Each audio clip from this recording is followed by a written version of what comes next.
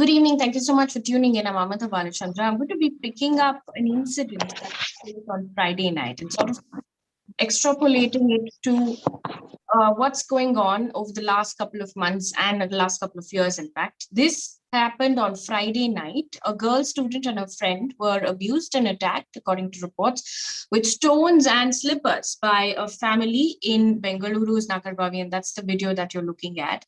And this is why, this was the bone of contention, right? That they were feeding stray dogs, and that is the reason they were attacked and abused with stones. And this is not a one-off incident, because in the last couple of months alone, there have been many such incidents across different parts of the country. In March 2021, a family of 3 were held hostage by local residents in Gurugram for feeding strays.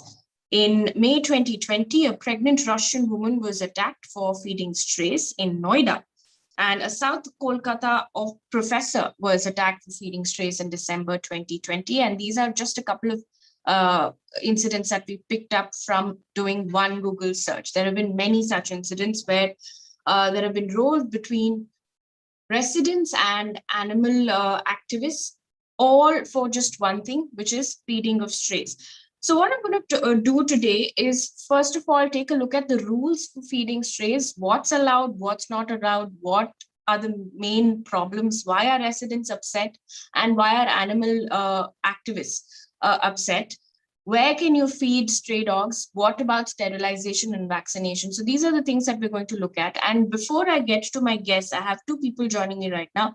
Anjali Gopalan, who is a founder of All Creatures, Great and Small. So she's going to be bringing in the animal welfare activist point of view, and Rajeev, who's a resident of Ghaziabad, who's going to be bringing in the upset resident point of view, as a lot of people are upset. But before I go to Anjali, I want to take a look at some of the rules that have been listed by the Animal Welfare Board itself. One of the things that the rule points out, and I'm reading this from the document, we'll try and put that document up as well. It's on page 4 of that document. It says caregivers are advised not to feed street dogs close to residents not their own. They're also advised to avoid feeding street dogs immediately adjacent to areas in which children play or people take walks, or that which are otherwise crowded. It also says caregivers are advised to clean up feeding sites after feeding is over. I'm going to go straight to Anjali with this point. So basically, Ms. Gopalan, if you can explain to us what's allowed, what's not allowed, and as far as implementation is concerned, because do you believe that a lot of people don't know the rules, and perhaps that's why they're feeding strays outside residents? If you can just take us through the rules, first of all. Look, as far as our constitution is concerned, and as far as the courts are concerned, feeding of dogs is a right that citizens have. Okay. Now, clearly, there are some rules around. For example, there should be feeding points. And by the way, the feeding points have to be decided by a group that constitutes the local police, the RWA member, and animal feeders.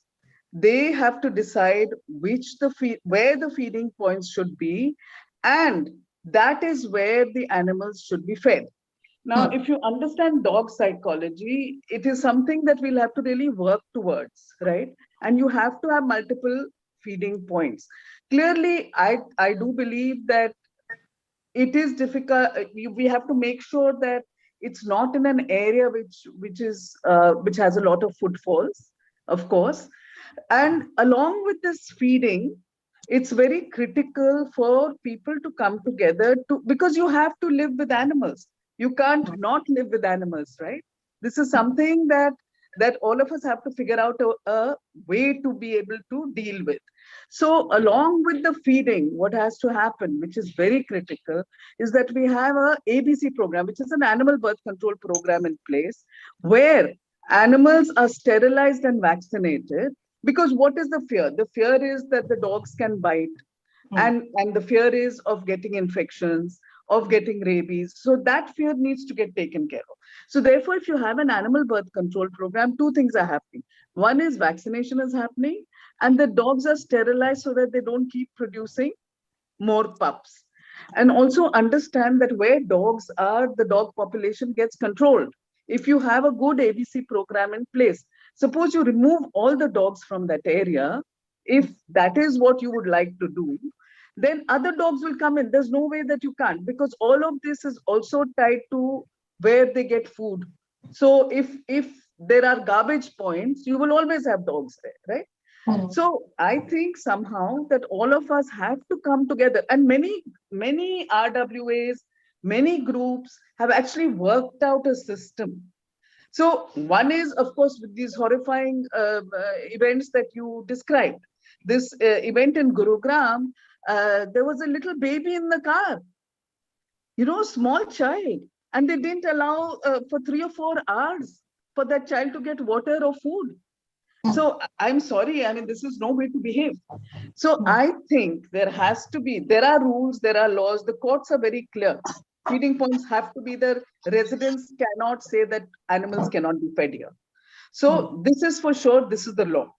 Now, whether we want to work towards creating an environment which is conducive becomes very important, and all of us have to come together. So it can't be a battle of us versus them. It can't be, oh, we are animal lovers and we are animal haters. No, that's not how it's I'm going to sorry work. to butt in. I have a question, then a follow-up question. Does that happen? You said that all of us need to come in. It has to be a coordinated thing with the RWAs, the police, everybody in the locality. Does that even happen? It does happen. Are there enough feeding points? Is that a problem? No, the problem, see, this has happened in many communities. It's not like it hasn't happened. And yes, we have to come together to be able to do it. Otherwise, how do you do it? And also, there has to be an AWBI member as part of that team. Sorry, I forgot about that. Yes. So the thing is, you have to identify those feeding points and do it. No, otherwise, how are we going to do it? If we keep fighting with each other and hit each other and all of this, it's not making sense to me. Why this violence? Why this hate? So there's always a way out, I feel. There's always a via media, and we must work towards that because the rules are there, the laws are there. Can we follow them? I want to ask a couple of more questions about the rules itself, but I also want to bring in Mr. Jha. Mr. Jha, if you can first of all tell us what are the problems you think residents are facing, and is this behavior even justified? Like Mr. Gopalan was talking about, is this behavior even justified? Yeah, What thank you. happened in Bangalore? Yeah, thank you, ma'am, to giving us opportunity to speak on this matter over here. As ma'am said, obvious if something like he's saying, the RW or the person who can make the place where we can specify the locations where we can obvious, then there is no issue. Obvious, I don't think so. Anyone can have any issue on that. But things are not happening like that. I'm deciding in the Ghaziabad, Rajanagar extensions, almost 50 societies are there, but none of the society or RW, we can say that, have any specific place where anybody can go and have feeding for the dogs. This is nothing happening. The lovers, I'm not talking about I'm doing any something wrong, but yeah, we also love the dogs. Even I have the pet in my house as well, so I know how to treat them, how to everything. So we can take care of that part. But the street dogs have the issues. No one is taking care of that part. Uh, Someone just throwing some foods from the window or from the gate and anywhere, and obvious the dog or any other animals like the behave is like that only, right? So they are doing, so the main the issue was coming when any my child, actually my daughter is only 6 years old. She's not going alone in the park because every you can say like the day, today, tomorrow, and every day, any we can say, hear that in the WhatsApp group that one child has bitten by some dogs, something like that. So some kind of things are coming in every day in the mind, so we cannot leave them alone. So these are the main issues. And obvious, I don't think so anybody have any psychological issues, so go and harm to any dogs or any street dog, something like that. There's nothing happening. But yes, we have to find the location, the place, or maybe something that where we can give the food, obvious, something like that. Then nothing, I think some issue will come up. So Yep. Okay, Ms. Gopalan, I want you to come in on this point. He pointed out that his child is scared while going out, at least to the park, and he's in agreement that everybody must come together to look at feeding points. But what is the problem as far as sterilization and vaccination is concerned? Because one of the points that also made in this rule is that caregivers are also advised to keep the sterilization and vaccination status of the dog. So, is the responsibility also then shifted to the caregiver? You see, there are a couple of points here. First, let me just respond to what Mr. Jha said very briefly before I go on to the ABC program. The one thing I think Mr. Jha agrees with me that this is something that needs to happen, the feeding points, and I totally agree with him. And the AWBI would be happy to assist. Okay, that's number one. Number two, this whole issue, we have to work with residents. People throwing food from the window. Why? Obviously, where there is garbage, dogs are going to be attracted to it, right? So shouldn't we, as residents of that society, somehow ensure that something like this doesn't happen? One is it is education, educating people to not create garbage. One.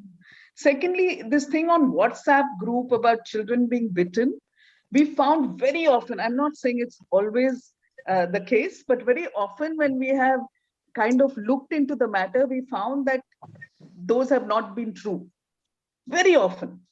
I'm not saying it doesn't happen, but I'm definitely saying that without proof, please don't believe anything you see on WhatsApp groups. And if this is true, we need to find a way to take care of issues. And there are ways of doing it. And I'm happy to engage with Mr. Jha on that. That's another point. But coming to the ABC program, and this is something that all RWAs, all dog feeders, because we are again putting the onus on the feeder, right? Yes.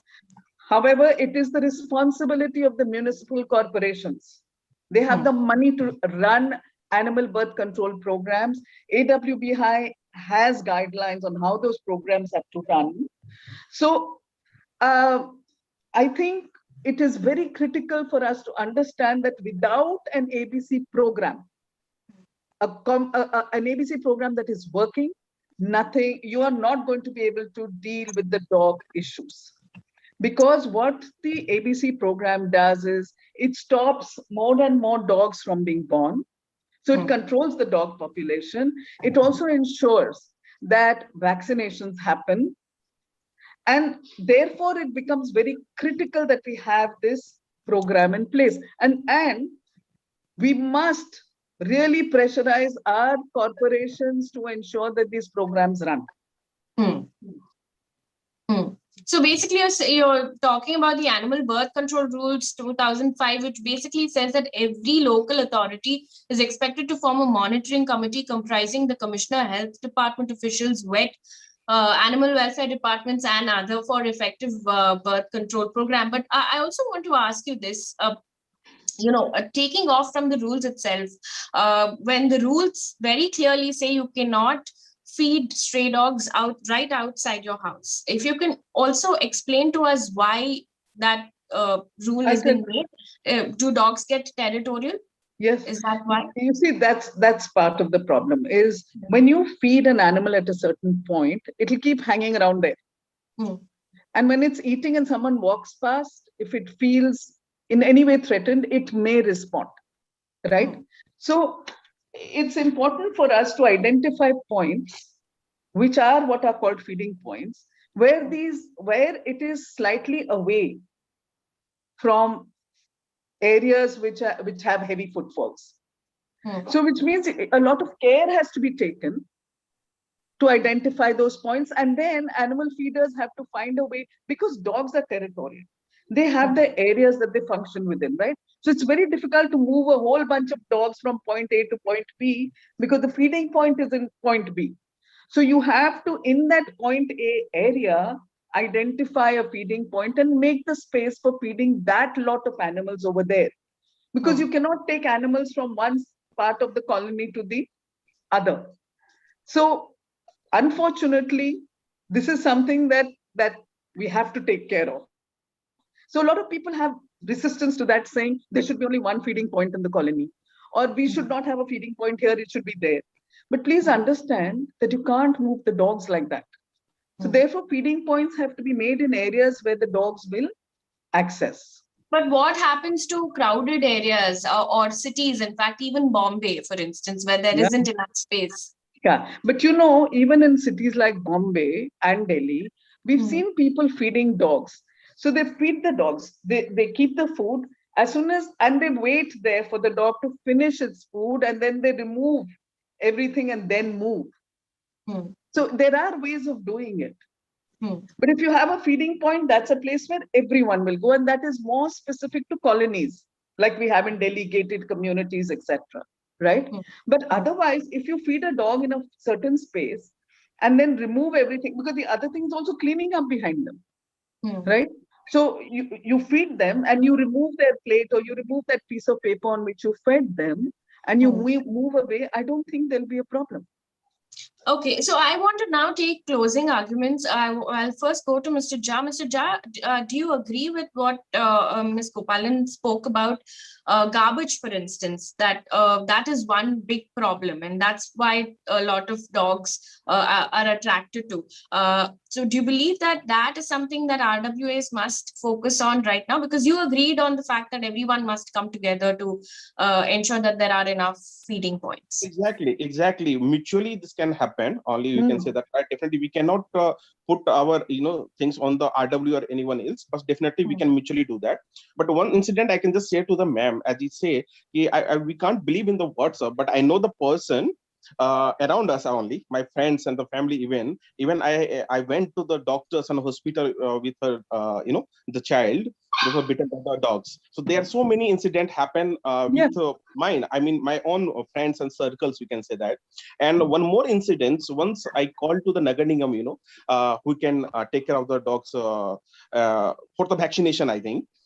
Some person come up and he said, you can't take him out.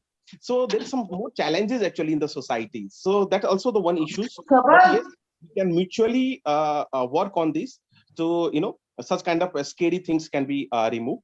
The garbage positions was also one of them that also we can work out, and definitely we can find out the locations where we can feeding. So Ms. Gopalan, I want your point on that. That one point that Mr. Jha made, and I also want what solutions then should we be looking at apart from everyone coming together, which is the rule. What solution do you believe needs to be taken a look at right now? Look, I think all of us have to really become reasonable. This kind of violence that we're seeing needs to stop. That's one. Secondly, I know it's easier said than done, this coming together, but we've made it work, we've made it happen, right? Otherwise, there is no way out. I don't see a way out anyway. So somehow I feel we have to start becoming responsible citizens in the way we react to these situations. And yes, I understand, Mr. Jha, that sometimes dog bites happen, right? And we need to take care of that. If there is a dog that is regularly biting, for example, there are ways. For example, at our shelter, we've taken a dog out of a colony for observation, because so the dog gets observed. If in the shelter it is not biting or not attacking, then it has to go back to the place where it's come from, because no one can relocate a dog, because that's the law. Okay, but always there is a way of working things out, and being reasonable is where we start. So the violence I'm seeing is very frightening, because the other thing that is happening, and this is completely my own analysis, is that we find very often dog feeders are women, and single women, and often younger women. So the violence against them, I think, has a lot to do with also the fact that they are who they are. On the flip side, you also have a lot of dog feeders who may not be very reasonable in the way that they're doing the feeding.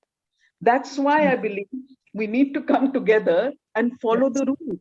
If we do that, a lot of these issues will get taken care of.